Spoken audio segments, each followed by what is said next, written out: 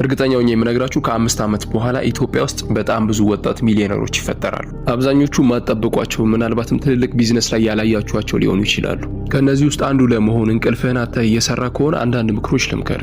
የመጀመሪያው እዚህ ቦታ ላይ እንዳደርስ የሚያደርግህ ቤተሰብህ ነው። ምክንያቱም ቤተሰብህ እንዲሁም ሌላው ማህበረሰብ ለውጥን የሚያየው ስቲል በጫማና በልብስ ነው እና ደጋግመው ሁሌ ትሰራለህ ግን ለውጥ የለህም ይሉሃል። እነሱ ለውጥን ማየት የሚፈልጉት ተራ በሚባሉ ነገሮች ነው። በእነዚህ ንግግሮች መቼም ልብህ መሰበር የለበትም። ምክንያቱም ታውቀዋለህ ሌሎች ረጅም ጊዜ ወስደው ያከማቹትን ጫማና ልብስ አንተ በደቂቃዎች ውስጥ መግዛት እንደምትችል። ግን ይህ ለኛ ተራ ነገር ነው። አሁን እኛ እየጣልን ያለነው መሰረት ነው። እኔ ለጓደኞቼ ከ5 ዓመት በኋላ ማንም አባቱ የጉልበት ስራ መስራት የለበትም።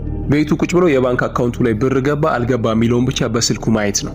ያንን በድፍረት የምነግራቸው አሁን ላይ ትልቅ ቤዝ እየጣልን ስለሆነ ነው። እኛ ባንኖር ራሱ መስራት የሚችል ነገር እና ምንላችሁ ፈልጌ ነው ለውጥ የድግግሞሽ ውጤት ነው። ካንተ የሚጠበቀው ትክክለኛው ነገር መምረጥ ብቻ ነው። ጫማና ልብስ ለታይታ ነው። ያ ማለት ግን ራስህን ጣል ማለትም አይደለም። ክብርህንም ሳትል ልታይም ሳትል መንገድህን ቀጥል እና እርግጠኛው ነኝ ነው የምነግርህ የሆነ አመት ላይ ልዩነት መፈጠር ይጀምራል። የምትገኝበት ቦታ ራሱ ሳይቀር ማለት ነው። ይመችህ።